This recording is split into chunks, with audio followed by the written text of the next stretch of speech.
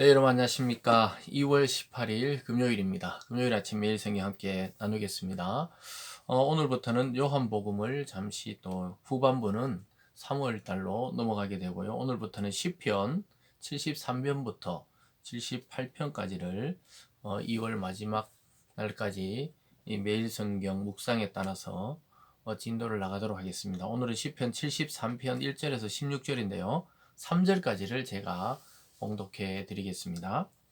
하나님이 참으로 이스라엘 중 마음이 정결한 자에게 선을 행하시나 나는 거의 넘어질 뻔하였고 나의 걸음이 미끄러질 뻔하였으니 이는 내가 악인의 형통함을 보고 오만한 자를 질투하였음이로다. 아멘. 오늘 본문의 내용을 중심으로 이해할 수 없는 현실, 이해할 수 없는 현실이라는 제목으로 말씀을 증거하겠습니다. 오늘 이 시인은 이 악인의 형통에 대해서 바라보다가 자기가 실족할 뻔했다는 거예요. 즉 믿음에서 떨어져 나갈 뻔했다는 것입니다. 자기는 고난과 역경 중에 하나님만 붙들고 있었는데 어느 날 좀 눈을 들려 돌아보니까 이 세상의 악한 자들이 오히려 형통하고 오히려 의인들이 오히려 고난을 당하는 것을 보면서 참 이해할 수 없는 이 현실 때문에 자기는 신앙과 또 인생의 위기를 맞게 되었다. 이렇게 솔직하게 고백하고 있습니다. 그래서 오늘 이 시인은 하나님 앞에 자기의 믿음과 현실의 그 괴리감, 그리고 또 믿음으로 어찌할 수 없을 것 같은 그러한 세상을 바라보면서 당황하고 있는 것을 보게 됩니다. 여러분, 이 시인의 모습은 바로 오늘날 믿음을 가지고 있는 우리 성도들의 모습과 똑같습니다. 우리는 믿음을 가지고 또 말씀을 듣고 기도하고 또 그렇게 살아내려고 애쓰는데 가만히 보면 세상은 전혀 요동치 않고 변하지 않고 오히려 권력에 있는 자, 돈이 있는 자, 또 높은 지위에 있는 자, 인기가 있는 자, 이런 사람들이 세상을 막 주도하고 또 이런 사람들이 세상을 다스리고 있는 것처럼 느껴질 때가 한두 번이 아니죠. 그리고 아주 우리가 보기에 악한 그런 행위를 하고 또 그런 것 같은데 나중에 뭐 그 사람들은 끝까지 형통하고 또 그리고 교만하게 살아가도 가만히 놓아두는 것 같은 생각이 들 때가 있죠. 이럴 때 우리는 신앙의 위기를 받게 됩니다. 결국은 하나님을 신뢰하던 그 믿음이 악인이 너무 형통할 때 우리는 흔들리게 됩니다. 왜 하나님을 믿고 선한 자들이 형통하지 않고 저렇게 하나님을 대적하고 이런 자들이 형통하나, 이래서 막 우리가 맨날 기도하고 또 말씀 듣고 이런 수고가 아무 필요 없는 것 같고 오히려 부질없는 일처럼 여겨질 때가 한두 번이 아니죠. 그런데 오늘 이 앞부분 읽으면은 그래서 하나님의 역사를 오해하게 됩니다. 그래서 내일까지 이어지는 73편을 잘 들으셔야 우리의 현실과 또 우리의 믿음의 이 괴리가 왜 생겨나게 되고 또 결국에는 어떻게 되는지를 알게 되는 것이죠.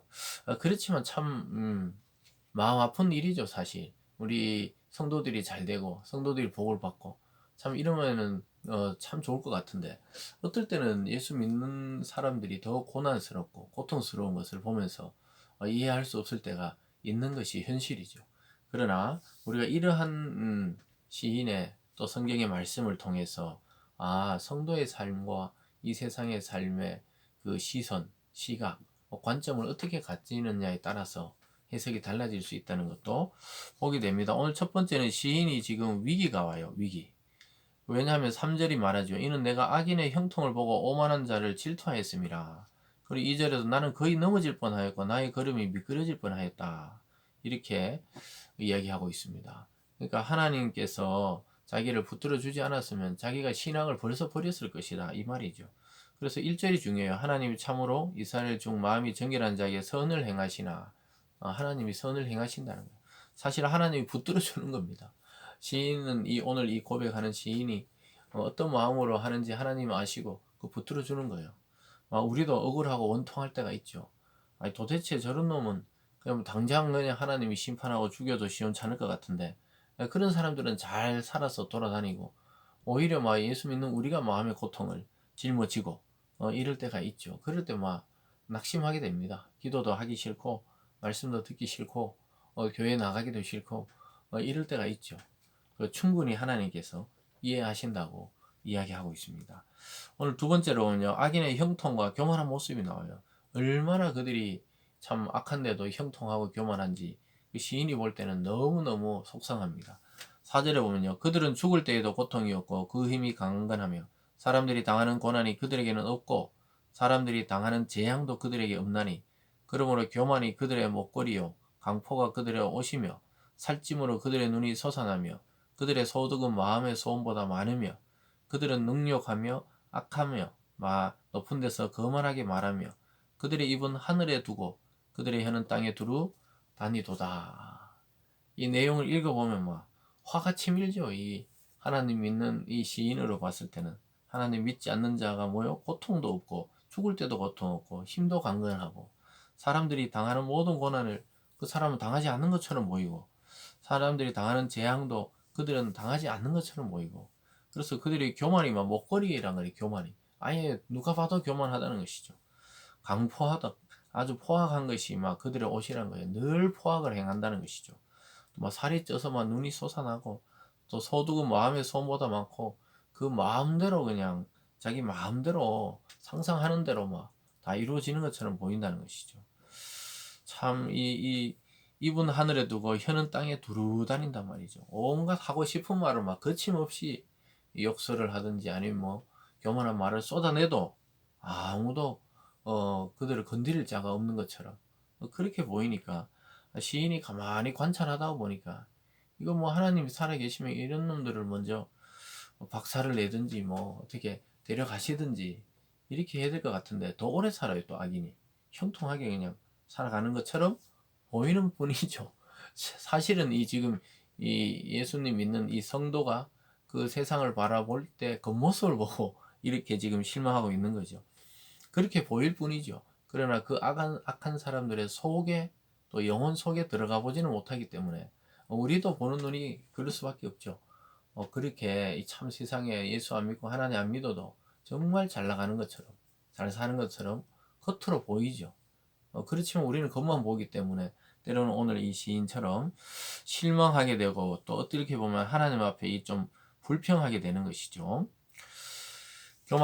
그들은 교만하고 아주 폭력적이라는 것도 또 이렇게 알아냅니다. 그래서 그들이 멋지게 살아가는 것 같아도 뒤쪽에서는 이렇게 폭력이 행해지고 있다는 것을 보여주죠. 참 얼마나 인간이 가증한지 우리가 어떤 큰 권력자들의 비리라든가 또 인기인이나 유명인의 그 뒷모습을 볼 때 그렇습니다. 그들과 우리가 다를 바 없구나. 이것을 깨닫게 되는데 아직까지는 그렇습니다. 이게 아직 시의 전반부인데요. 이렇게 실망하고 있어요. 10절에 보면 그러므로 그의 백성이 이리로 돌아와서 잔에 가득한 물을 다 마시며 말하기를 하나님이 어찌 알랴 지존자에게 지식이 있으랴 하는도다. 볼지와 이들은 악인들이라도 항상 편안하고 재물은 더욱 불어나는도다. 시인이 화가 머리끝까지 났어요. 이 사람들은 하나님이 없다고 그러고 하나님을 대적하고 또 신성 모독하는 것이죠. 하나님 어디 있느냐? 하나님이 내가 행하는 일을 어찌 아느냐? 지존자가 내 지식보다 못하다. 이렇게 이야기하는 것이죠. 야, 대단하죠. 하나님을 부정할 뿐만 아니라 하나님을 대적해요. 신이 어디 있냐? 하나님이 어디 있냐? 있으면 나와보라 그래. 이런 그런 투로 지금 악인이 말하는데도 하나님이 왜 가만히 계시냐는 거죠. 이 시인의 마음은 이해할 수 없다는 거예요. 하나님 이때쯤 되면 나서서 완전히 이놈들을 쓸어버려야 되는 거 아닌가. 그런데 어떻게 해요? 악인들은 항상 편안하고 재물은 더욱 불어난다는 거예요. 그래서 그들의 번영과 이 성취가 엄청나는 것이죠. 그래서 때로는 이 성도들이 착각해가지고 그 신기루거든요. 신기루 사실은. 부도, 번영도, 명예도, 권력도 한순간에 무너지는데 그걸 모르고 때로는 우리가 너무 힘들 때 보면 예수님 안 믿고 신앙생활 안 하는 자가 훨씬 편안해 보여요. 예배 드릴 것도 없고 괜히 말씀 들어가 양심이 찔릴 것도 없고 내 마음대로 살다가 그냥 내 마음대로 평안하게 그냥 죽는 것처럼 보입니다. 그래서 이 시인은 참 악인의 형통과 교만을 이해할 수 없다. 이 현실을 도대체 어떻게 받아들여야 되냐 이렇게 한탄하면서도 그들이 폭력적이거나 교만하다는 것 그 사실도 또 발견해내고 있으면서도 또 왜 하나님을 저렇게 적대적으로 또 하나님을 모욕하는데 가만히 두나 이런 의구심도 일어나고 있습니다. 오늘 세 번째는 의인의 고통과 또 회의적인 생각이 듭니다. 그래서 악인들의 이런 이 편안함과 또 부를 보면서 참 마음이 이 낙심할 수밖에 없다고 이야기하고 있어요. 13절을 보면 내가 내 마음을 깨끗하게 하며 내 손을 씻어 무지에다 한 것이 실로 헛되도다. 헛되다고 이야기해요. 내 양심에 따라서 한 것, 또 내 손에 이 죄를 짓지 않는 것이 이거 헛된 거 아니냐. 우리 신앙생활만 하다가 평생 세상에 누려보지도 못하고 이거 뭐 헛된 일이 아니냐. 이렇게 회의적으로 말하고 있죠. 14절은 나는 종일 재난을 당하며 아침마다 징벌을 받았도다. 이 시인이 보기에는 악인들의 형통을 보면은 야, 나 지금까지 뭐 했지? 왜 하필 나만 이런 고통을 당하고? 그러니까 뭐 자기가 볼 때는 그 사람들에 비해서 자기는 종일 재난만 당하고 아침마다 하나님 막 징벌을 주셨다. 막 이렇게 하소연하고 있는 것입니다.